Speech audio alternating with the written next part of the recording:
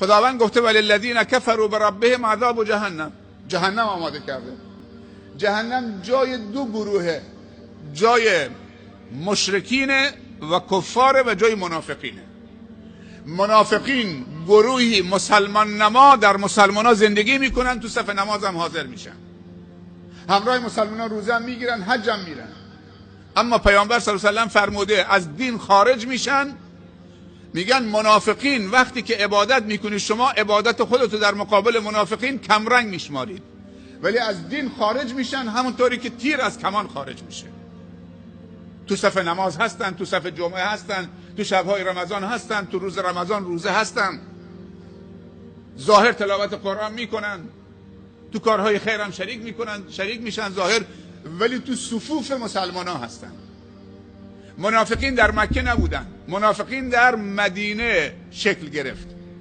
در مکه فقط مسلمان ها بودن و مؤمنین و مشرکین آشکار. اما وقتی پیامبر به مدینه هجرت کرد و اونجا چه حکومت اسلامی برقرار شد، اونجا در لابلای مسلمان ها از مسلمان نماها چه اونا گروهی تشکیل شدن بر مبنای حسادت که چرا مثلا چه همه کاری مدینه ما نباشیم. عبدالله ابن ابی ابن سلول عرب بود، اهل مدینه بود. وقتی پیامبر هجرت کرد پیامبر بزرگ مدینه شد، پایتخت اسلام قرار داد. این بهش برخورد.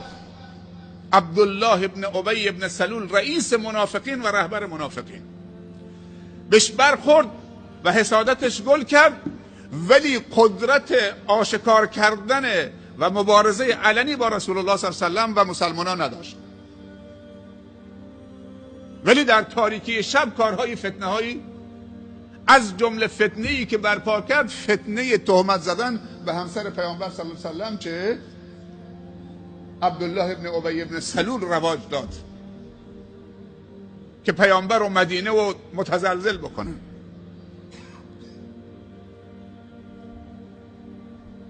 و یکی از یاران پیامبر صلی الله علیه و سلم به اسم حضرت حذیفه ابن الیمان، یمان صاحب سر پیامبر بود صلی الله علیه و سلم. پیامبر لیست منافقین و نامهای منافقین رو به چه؟ به حذیفه ابن الیمان داده بود. برای پیامبر چه؟ آشنا بود، آشکار بود، ولی مسلمان ها نمیشناختنشون که اینا منافقن. پس جهنم خداوند خلق کرده برای چه؟ نفس اماره، اونی که شر محضه و اصلا خیر نمیدونه و دنبال چه؟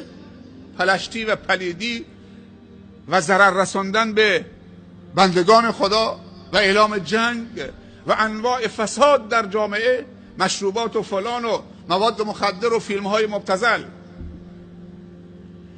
که الان یهود در قالب شر محض در جامعه. و پیامبر صلی الله علیه و سلم خبر داده که در آخر الزمان وقتی که قیامت نزدیک میشه دو گروه فقط میمونن، آشکار میشن. یکی خیر محض، مسلمان واقعی و مؤمن خالص ناب که پیرو از قرآن و سنته، و گروه دوم شر محض در قالب یهود. دیگه باقی همه از بین میرن، این دو گروه میمونن و مبارزه واقعی اونجا شکل میگیره. پشت هر شری در دنیا یهوده. کارخانه های تولید مشروبات الکلی، کارخانه های فیلم های مبتذل و شیش، کارخانه های مواد مخدر، انواع مدهای لباس، انواع سینماهای مبتذل، انواع فلان، همه مسائل کلان نابودی و جرم و جنایت پشتش یهوده.